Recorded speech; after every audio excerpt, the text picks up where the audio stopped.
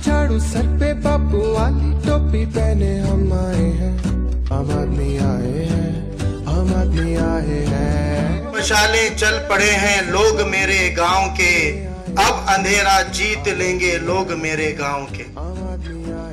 इस शेर से ये उम्मीद है कि जब मेरे गांव के लोगों ने अपने हाथ में इनकलाब की मशाल थाम ली है और मशाल को थाम कर वो चल पड़े हैं, तो इंशाअल्लाह इस अंधेरे के ऊपर भी उनको जीत जरूर मिल जाएगी।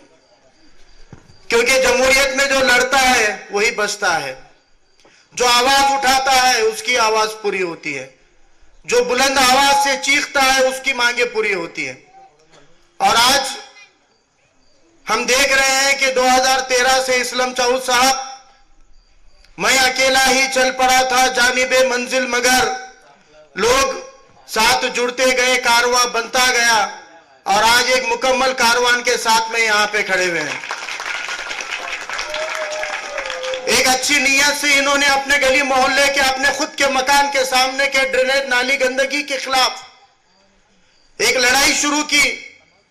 अकेले निकल गए, फिर कुछ लोग जुड़ गए, फिर दस्तखती मुहिम ली, सब लोगों के दस्तखत लिए, नगर सेवकों के घर के चक्कर काटे, जोन ऑफिस की चक्करें काटी, फिर बिल्डिंग में गए महानगर पालिका के हेड ऑफिस में, फिर डिप्टी कमिश्नर को मिले, फिर असिस्टेंट कमिश्नर को मिले, फिर बड़े कमिश्नर को मिले, फिर स्टैंडिंग चेयरमैन को मिले, फिर उप महापौर को मिले, फिर महापौर को मिले।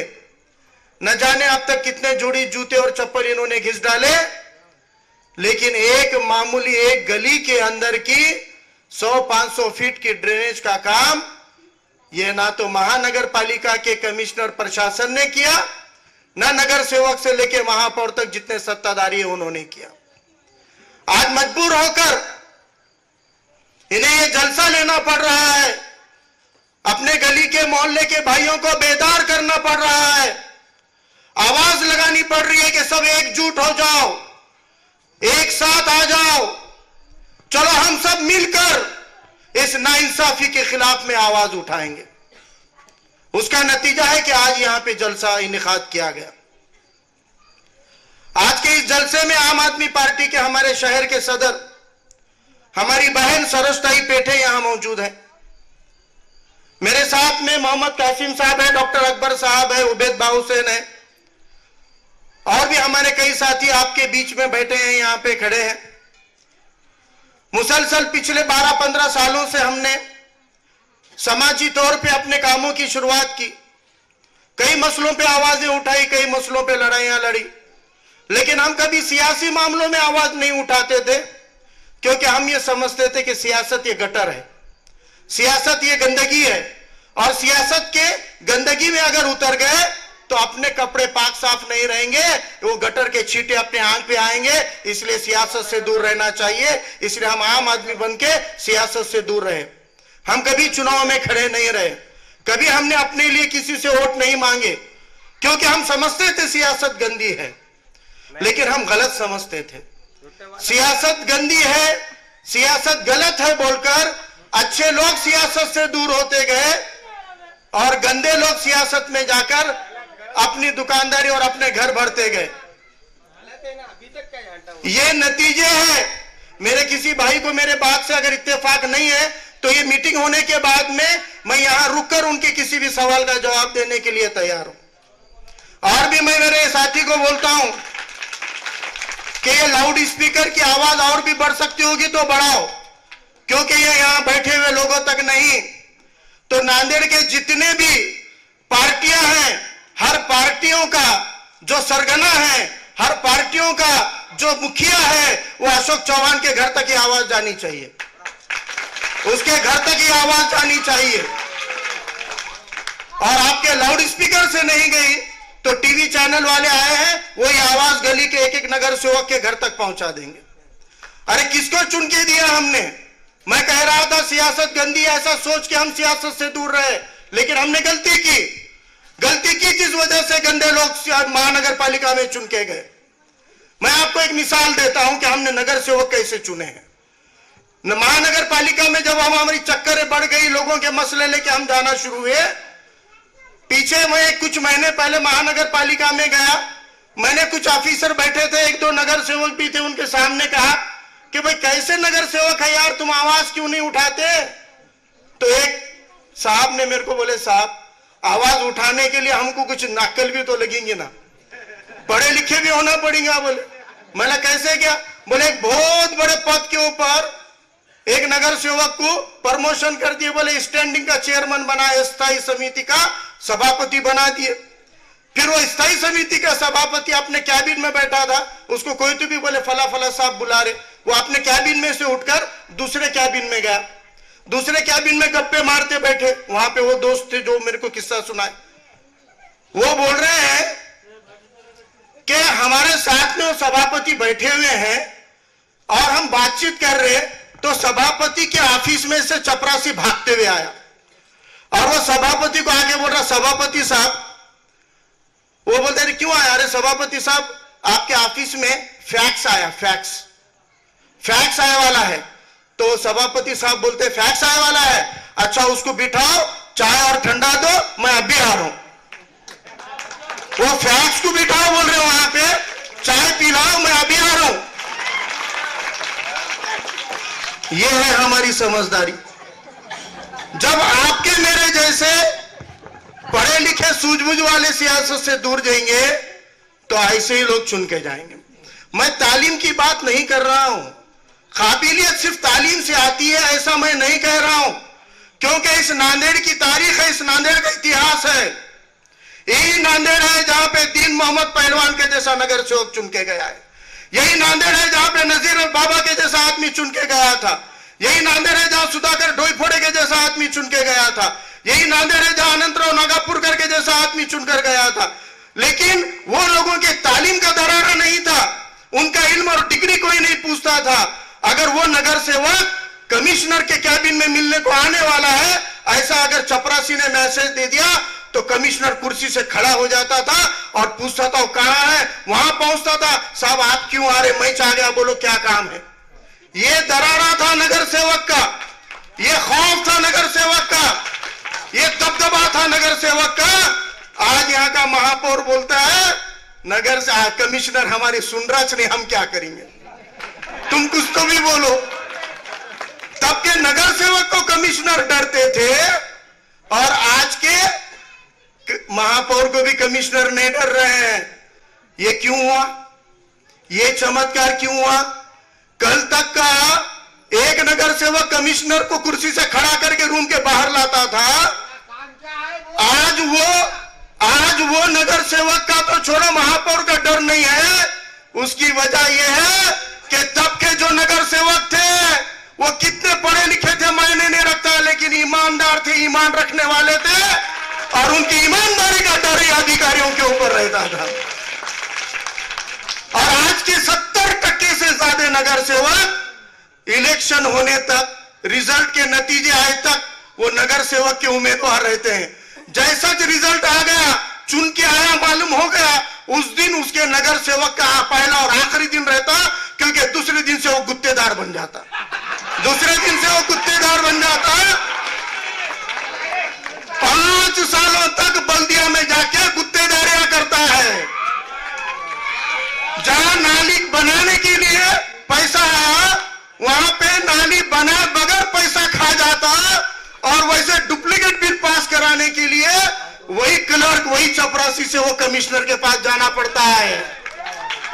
अगर तुम्हारे गली के लिए उसने आवाज उठा दिया, इस्लाम चाउस की गली के लिए नगर सेवक ने अगर कमिश्नर के सामने जाके आवाज उठा दिया, तो कमिश्नर बोलता बेटा इसका तो काम मैं कर दे रहा हूं, तेरा बिल पास नहीं कर दो, रुक तू। ये डर है उनको, क्योंकि उनको तुम्हारे गली का काम हो कि मत हो कोई लेना देना नहीं है। उनको तुम्हारा ड्रेनेज बने या ना बने कोई लेना देना नहीं है। उनको तुम्हारे पास की सड़कें बने कि नहीं बने कोई लेना देना नहीं है। उनके गुत्तेदारी का बिल पास होना चाहिए। कमिश्नर तो दूर की बात है, मैं चैलेंज करता हूं ये नगर सेवकों को, महानगर पालिका के एक चपरासी को डरा के बता दो, उतना भी ईमान इनके अंदर बाकी नहीं रहा है।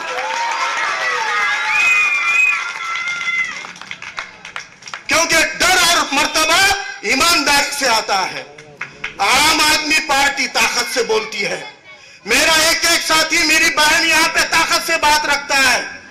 हम बेखौफ हैं क्योंकि हमारे दिल में सिर्फ खौफ है खुदा है, इनके दिल में खौफ है अशोक चौहान बैठा है।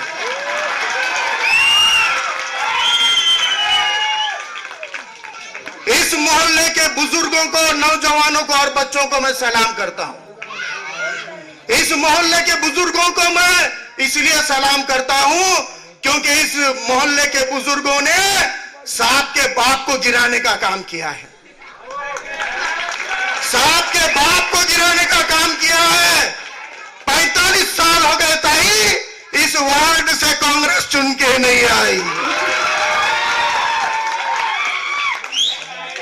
पहले 25-30 साल नजीर बाबा चुन के आते थे, लगातार कांग्रेस को गिरा गिरा कर कुचल कुचल कर चुन के आते थे। एक नगर से होगी यहां से चुन के नहीं आता। इसलिए वो बुजुर्गों को मैं सलाम करता हूं कि उन्होंने साहब के बाप को गिराया। ये नौजवानों को सलाम करता हूं, इन्होंने साहब को गिराने का काम किया है, कांग्रेस को गिराने का काम किया है। और आज हमको फिक्र है इन छोटे छोटे मासूम बच्चों की, लेकिन मैं इन बच्चों के जज्बे को सलाम करता हूं क्योंकि साहब के गुलामों को गिराने का काम इनको करना है। अब साहब के गुलाम आने वाले हैं राज करने को, वो साहब के गुलामों को गिराना है। पीछे ऐसी बात चल रही थी कि नांदेड़ के अंदर हम ये सोच रहे थे कि भाई बाप वालिद साहब का राज था। वालिद साहब ने 30-40 साल राज कर दिए नांदेड़ के ऊपर, पूरे जिले पे कर दिए। उसके बाद में साहब का राज आया। अब साहब के बाद लोग बोल रहे साहब को बेटा नहीं है, साहब की बेटी राजनीति में नहीं है। अब साहब नहीं है तो सादे कार्यकर्ताओं को मौका मिलेगा। कह का मिलेगा? साहब ने खुद एमपी का टिकट से जीत लिए और अपने बेगम को एमएलए बना दिए भोकर में ले जाके। क्यों भाई? आप तो हर बार एमएलए बने, मंत्री बने, मुख्यमंत्री बने, खासदार भी बन गए। अब तो दूसरे कार्यकर्ताओं को मौका दो। कांग्रेस में दूसरे काबिल नहीं है क्या? एकनिष्ठ ईमानदार नहीं है क्या? उनको क्यों खड़ा नहीं कर रहे हैं? बेगम को खड़ा करके चुन के लाए। अच्छा जाने दो, साहब है तो बेगम से मोहब्बत रहेगी, हर एक को बेगम से मोहब्बत रहती है। हम वो भी बर्दाश्त करने के भाई साहब थे, चुन के आ गए। बेगम के लिए जगह छोड़े, बेगम भी चुन के आ गए। लेकिन उसके बाद जब एमएलसी का नंबर आया, 70 भाई को बोले थे तेरे को टिकट पक्का दे रहा हूं, विधानसभा में ओमसेठ को चुन के लाओ। ओमसेठ को चुन के ला लिए। 70 भाई के हाथ में गांजर था एमएलसी का। अब वो गांजर की पुंगी बहुत अच्छी रहती, बजी तो बजी, नहीं तो चबा के खा सकते। और वो गाजर की पुंगी 70 भाई के नसीब में आई। एमएलसी नहीं दिए, एमएलसी दिए अमर राजूरकर को, जो उनका पीए था। फिर जब विधानसभा में टिकट दिए तो नांदेड़ में उनको एक भी ईमानदार कांग्रेस का एक निष्ठ नहीं मिला। तो कहां कोकन से आए वाले डीपी सावंत साहब को टिकट दे के आमदार बना दिए। तो ये तो क्या होगा? राज किसका हुआ? साहब, बीबी और गुलाम।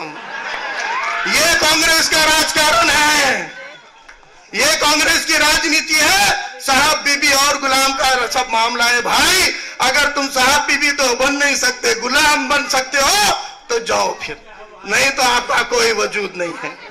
ये राजनीति है और ये राजनीति की सजा आज हम ये भुगत रहे हैं कि हमने तो बहुत अच्छे नेक नियत से, जज्बे से आपने कांग्रेस को लथाड़ने का काम किए, लेकिन आपके साथ भी तो गद्दारी हुई। इलेक्शन में खड़े रहने तक वो कांग्रेस के दुश्मन थे, इलेक्शन लड़ने तक कांग्रेस के खिलाफ थे, चुनाव होने तक कांग्रेस के खिलाफ थे, लेकिन इलेक्शन होके चुन के आ गए कि कांग्रेस के गोद में जाके बैठ जाते। अब ये दुश्मनी नहीं है, ये तो गद्दारी हो गई। अगर तुम कांग्रेस के खिलाफ भाषण करके चुन के आ रहे और चुन के बाद कांग्रेस का दामन थाम ले रहे तो यह गद्दारी इसलिए याद रखो, बेजमीरों से, सियाकारों से, मक्कारों से फायदा कुछ नहीं है गिरती हुई दीवारों से। बेजमीरों से, सियाकारों से, मक्कारों से फायदा कुछ नहीं है गिरती हुई दीवारों से। अरे अपने दुश्मन से डर नहीं लगता है हमें, डर तो लगता है फकत कौम के गद्दारों से। और ये गद्दारी है कौम के साथ में कि आप उनको गाली दे के चुन के आते हो, चुन के आते ही मांडी को मांडी लगा के उनके गोद में बैठते हो, और फिर 5 साल तक हमको ये जहन्नुम का अजाब बर्दाश्त करने के लिए लगाते हो। 5 साल तक लगातार ड्रेनेज नहीं है, नालियां नहीं है, रास्ते नहीं है, घर बराबर नहीं है, कचरा उठाया नहीं जाता। एक फासला देखिए, एक दीवार का है, फासला सिर्फ एक दीवार का है। इस दीवार के उधर भी लोग रहते हैं, इस दीवार के इधर भी लोग रहते हैं। इस दीवार के उधर कभी जाकर देखो, आपके मोहल्ले में कचरों के ढीग लगे हैं, आपको यहां देखने को कचरा नहीं मिलेगा, आपके यहां पे देखने को पानी नहीं। आप तरस जा रहे हो नल की तरफ देख देख के कि आज तो भी पानी आएगा, कल तो भी पानी आएगा, परसों तो भी पानी आएगा। दिन महीने साल गुजर रहे, यहां जाके देखो रोज के रोज पानी आता, बिस्लर की बोतल से भी साफ सुथरा पानी आता है, उससे भी सुथरा आता है। एक ही दीवार का फासला है, एक ही दीवार का फासला है, वो भी एक ही चोट डालते। उधर का भी एक आदमी एक ही चोट डाल सकता, इधर का भी एक आदमी एक ही चोट डाल सकता। उनको सुपरमैन नहीं है, उनको सिंगा फुटियाले नहीं है, उनको 4 हाथा नहीं है, हमारे जैसे वो भी एक ही आदमी एक कोट का है। फिर भी इंसाफ क्यों नहीं है? उनके साथ इंसाफ, हमारे साथ ना इंसाफी। मेरे दोस्त उबैद ने सही कहा है कि अरे सगी मां भी तब तक दूध नहीं पिलाती जब तक बच्चा रोता नहीं, और आप लोग रो रहे नहीं, पला रहे नहीं, बेहोश पड़े, जो करने का हम पे करो। ये नहीं चलने वाला, ये नहीं चलने वाला। इतने बुरे हाल है कि दोज़ख का अज़ाब हमको जीते जी दुनिया में भुगतने पड़ रहे हैं। इसकी वजह है कि हम खामोश हैं। एक और आखिरी किस्सा है, वो तुम्हारे नए आबादी के मोहल्ले ने कल मुझे गिफ्ट में दिया है, जो मैं नांदेड़ के हर मोहल्ले में पहुंचाने वाला हूं। और ये मोहल्ले का लिए वाला ये मोहल्ले में नहीं दूंगा तो ये ठीक नहीं रहेगा, इसलिए मैं आपके मोहल्ले में कल एक बहुत अच्छा किस्सा हुआ। अब एक इतना अच्छा किस्सा हुआ कि हम ये मोहल्ले की नालियां देखने के लिए कम आए थे, मैडम भी थे, हम सब लोग घूम रहे थे, खान मैडम। हम ये मोहल्ले में घुसे तो एक होटल है वहां, अलबेला होटल बोल के है ना, नांदेड़ में तारी मशहूर है और तारी की वजह से होटल है वो। अब अलबेला होटल के अंदर वहां पे एक साहब थे, वो झट करके बाहर आए हमको देख के, बोले साहब मेरा भी एक प्रॉब्लम है। हम बोले जी साहब बोलो क्या प्रॉब्लम है? बोले मेरा नाम साजिद खान है। बोला जी साजिद भाई सलाम अलैकुम, बताओ क्या प्रॉब्लम है? बोले मेरी पानी पट्टी बहुत आ गई। बोला कितनी आ गई? बोले 50,000 आ गई। बोला अरे बाप रे कैसा? बोले क्या है कि वो तो 25,000 पहले के है, 25,000 की पेनल्टी लग गई, दंड लग गई, बोल रहे 50,000 रुपए की पेनल्टी मांग रहे मेरे को। मतलब फिर वो आए थे, बोले नगर पालिका के साहब लोग। मतलब क्या बोले? वो बोले 50,000 रुपए भरो। मैं बोला नहीं साहब नहीं भर सकता, मैं इतनी होती नहीं, कैसा 50,000 लगते, और हमारा नहीं इतना नहीं होता, नहीं है हमारे पास पैसे, भरना पड़ता। बोले नहीं, देखो नहीं भरेंगे तो? उन्होंने बोले नहीं साहब नहीं है जी। देखो मैं समझा दे रहा हूं, नहीं भरेंगे तो? उन्होंने बोले नहीं भरेंगे तो क्या करते साहब, तुम्हारा नल काट के जाता हूं। साजिद भाई बोले साहब 3 साल पहले कटने वाला है, तुम क्या काटने वाले? 3 साल पहले साजिद भाई का अलबेला होटल वालों का नल कनेक्शन कटने वाला है, और पिछले 3 साल का 50,000 रुपए का बिल उनको देके वसूल कर रहे हैं। ऐसे तो नालायक लोग हैं यहां बैठे वाले। और ये सब का राज चल रहा है। क्यों चल रहा है?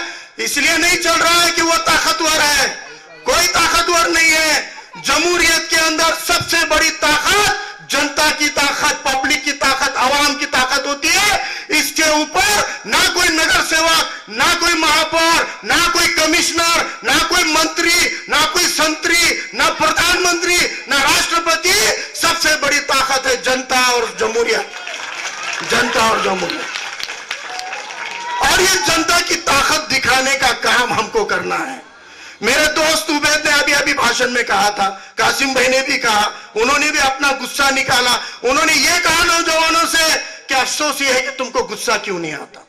अफसोस है कि तुमको गुस्सा क्यों नहीं आता, क्यों तुमको ये नालियां देखकर गुस्सा नहीं आ रहा कि दीवार के उधर साफ सफाई, दीवार के इधर गंदगी, दीवार के उधर पानी का बटन दबाने के पहले जो गलीजी है संडास में की बह जाती, या पानी डाले तो आंख पे गलीजी उठ के आती। जब इतने बेकार हाल है, अंदर गेट से अंदर गए कि सर कार चलती और हमारे पास में साइकिल भी उचक उचक के चलती, इतने खड्डे रास्ते में पड़ गए, इतने बुरे हाल है, फिर हम ये बर्दाश्त क्यों कर रहे हैं, क्यों सहन कर रहे हैं? हमको गुस्सा आना चाहिए, यह हमारा गुनाह है, हमको गुस्सा आना चाहिए। लेकिन मैं आपसे शिकायत नहीं करता।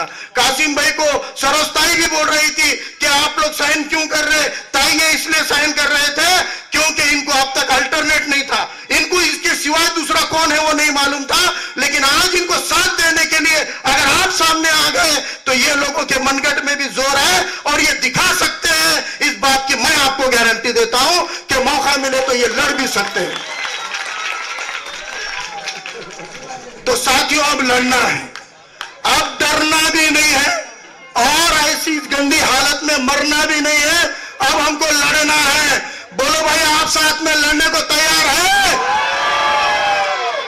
इस महानगर पालिका के अफसर और महापौर नगर सेवकों के दिमाग ठिकाने पे लाने के लिए लड़ने को तैयार है? इनकी रिश्वतखोरी उजागर करने के लिए, उनके खिलाफ दो हाथ करने के लिए, जमहूरियत के दायरे में संघर्ष करने के लिए आप तैयार हैं? और अगर आप सब तैयार हैं तो आप बिल्कुल फिक्र मत कीजिए, इस महानगर पालिका की ईंट से ईंट बचाने का काम हम कर सकते हैं। एक आखिरी किस्सा आपको बताता हूं कि जिस तरह से नई आबादी में 4 साल से मुसीबतें हैं, गंदगी और ये तकलीफें हैं, ऐसे ही देशमुख कॉलोनी है, ऐसे ही असर वसरनी है, ऐसे ही आधे से ज्यादा बस्तियां हैं। और जब हम लोग चक्कर मारते हैं, जब इस्लामाबाद चक्कर मारते हैं, बोल रहे साहब को इंजीनियर भेज रहा हूं, मेजरमेंट ले रहे, ये एस्टीमेट आ रहा, वो इंजीनियर पास कर रहा, वो कमिश्नर पास कर रहा, बड़े कमिश्नर के टेबल पे है। और जब बड़े कमिश्नर के टेबल पे फाइल जाती है और बोलते साहब अब वो उतनी पूरी फाइल पैदा करके बड़ी करके रेडीमेड तुम्हारे टेबल तक ला लिए, एक दस्तखत करके काम चालू करो ना गली का, तब कमिश्नर क्या कहते हैं पता है आपको?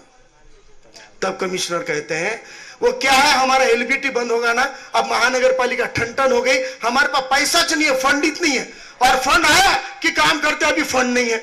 अब कोई भी यहां नई आबादी के लोग गए, बोले फंड नहीं है, देशमुख कॉलोनी के लोगों को लेकर हम गए, बोले फंड नहीं है, भीमवाड़ी के लोगों को लेकर गए, फंड नहीं है, कोई भी एरिया के लोग आ गए तो बोल रहे फंड नहीं है। अगर तुम्हारे तिजोरी में फंड नहीं है, अगर तुम्हारी तिजोरी बर्बाद हो गई, दीवार खोरी निकल गई, दिवाला निकल गया तुम्हारा, तो फिर अब तुम्हारे पास फंड के लिए मैं बताऊं, अभी हमने माहिती अधिकार में एक मालूमात ली है कि कुछ महीने पहले नांदेड़ के कमिश्नर ने, उनसे पहले वाले कमिश्नर ने 3 महीने पहले 43,000 रुपए का सैमसंग का मोबाइल तुम्हारे हमारे टैक्स के पैसे से खरीदे थे। 3 महीने पुराने मोबाइल को इस्तेमाल नहीं करके नए कमिश्नर साहब ने खुद के लिए एप्पल आईफोन के 1.5 लाख रुपए के 2 मोबाइल खरीदे। 1.5 लाख के, 75,000 का एक और 70,000 का एक, ऐसे कुछ 1,30,000 चिल्लर का 2 मोबाइल खुद के लिए खरीदे, खुद के पगार में से नहीं खरीदे।